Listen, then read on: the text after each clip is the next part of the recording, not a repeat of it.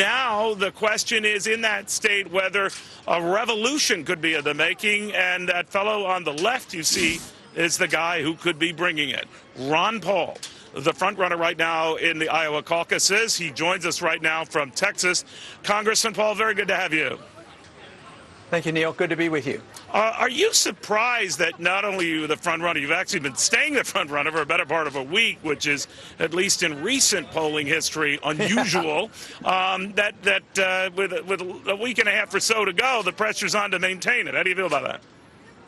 Yeah, you know, I guess I'm supposed to say I'm not surprised, and I expected all along. No, I'm a little bit surprised, but of course very pleased. I was always convinced that the message would be very popular and very necessary. I wasn't quite sure that I would be the messenger that could deliver it. So things are going very well, and the crowds are getting bigger, not smaller. The enthusiasm is growing, and I'm talking to more than just the young people, the college kids, the retired people coming on. So there's been a definite shift here in the last month. Congressman, you probably heard Terry Branstad, the governor of Iowa, the Republican governor of Iowa, said if you were to win the state, he's telling a lot of people, well, ignore that and focus on who came in second. What did you think of that?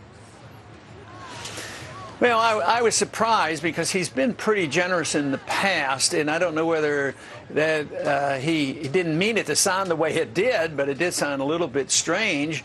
But if that was a literal translation and that's what he meant, I think it diminishes the whole process of democracy and elections. What's the purpose of doing it? You know, they say, well, he gets his supporters out. Well, that's what I'm supposed to do. Maybe I solicited and got and approached people who weren't the ordinary voters, you know, like the independents, and maybe young people decide to come out, or the people who have been disenchanted.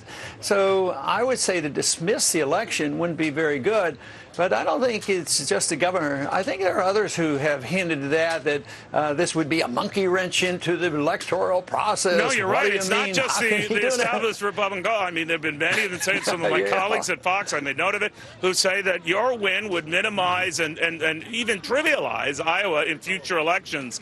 How do you feel when you hear that kind of stuff? Well, you know what? At first you think, well, this is terrible. But on the second thought, sometimes this sort of helps, because it certainly helps the supporters and the people who might not have been paying much attention. You know, they might even become more energized. It certainly energizes me because, you know, I might be, you know, at a steady pace doing the same thing over and over again and not getting any extra excitement. But then you get to the point and say, boy, wouldn't that be neat if you could really beat them and have them eat a little crow? So I think this has energized the campaign and the fundraising. The other day when some of this stuff was coming out, somebody called and said, you know what, our fundraising has just gone up again. Has it really? They want us to be on television. The more this comes out, the more the fundraising picks up? Yeah, that's what's happened. So it's sort of ironic that maybe we need a few more people criticizing what's going on and express the disenchantment of my election. It'll be more fundraising and probably more TV and more votes for us. So, Congressman, when you do get to a front-runner status, as you have and are, invariably they start digging more into the past. These newsletters your name was associated with in the mid-'90s are seen as many to be racist. They say that you're a racist. How do you respond to that now? Well, I don't think anybody calls me racist. I think the charge, which could be a correct charge, is I was pretty negligent as a publisher of a newsletter, not paying more attention. Because it is a bit ironic, as a civil libertarian, you know, I'm the one that really champions civil liberties, and regardless of race, creed, or color.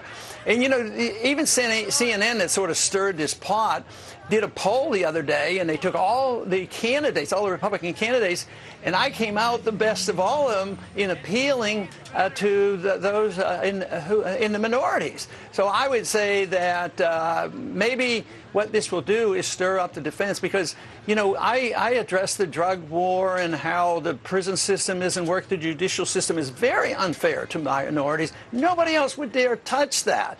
So in many ways, what they're trying to portray me as is exactly opposite of what I am, but I don't think it'll stick. I mean, they've been trying to do that for years. This is pretty much old hat, because that was, I mean, those letters were written maybe close to 20 years ago. I think the bigger point there, you're right. right. I think the bigger point is that leaving aside the racist charge, which I think those who have looked at your record might think otherwise. But I think what they're trying to say, Congressman, and this is a rap that you've confronted, that you're detached, you're aloof, or that you're not paying attention to these details, and sometimes your name or your very person can be dragged into something that you're not, and that as president, this could be a problem. What do you say to that?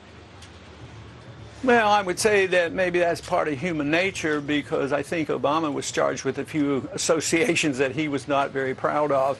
So, no, I think that if somebody thinks I'm perfect, then they're going to be disappointed. But I think in management, I've done a lot of management when it comes to my businesses, my medical profession, and my congressional offices, and we get pretty high marks. But to say that I was never negligent. Back in those days, I was practicing medicine, and though I was involved with the letter, especially on the economic issues, and wrote about the financial bubbles, which you and I have talked about so often, I did participate in that. But to really pay the close attention, and then you also have to see this in context. I've been publishing a letter, a Freedom Report plus that investment letter since 1976, and I would say percentage-wise, this is probably 1/100 of 1% or even less of all the thousands and thousands of pages written. And most people see those letters as being investment letters. They were hard money newsletters, and that's what almost anybody that knew anything about it and say, oh yeah, he had a newsletter, it was a hard money newsletter. Then let me switch gears a little bit. Donald Trump announcing he's an independent now. Many say greasing the skids for a potential independent run for president. What do you think of that? Well, to each his own. I don't know. I mean, he may do it. I doubt if he'll do it. But if he really wanted to be president, why did he walk away? Why did he become, concerned that he couldn't do it as a Republican? So I have no idea what he's going to do, and I don't think he'll be calling me for advice. I don't think he's going to come and ask for an appointment to come see me to get any advice or any endorsements. I'm not expecting that to happen. Why have you never kissed his ring like virtually all the other candidates have? Well, I just didn't think it was necessary or appropriate. I mean, how could he endorse what I'm doing? I mean, my positions are pretty much opposite of what he talks about. I mean, he doesn't believe in free markets. He likes the Federal Reserve, he's not a free trader. He likes tariffs. I mean, so there's not much that we have in common. All right, so we won't be seeing you at the Trump Tower anytime soon, Ron Paul. Pardon me? You won't be seeing you at the Trump Tower anytime soon.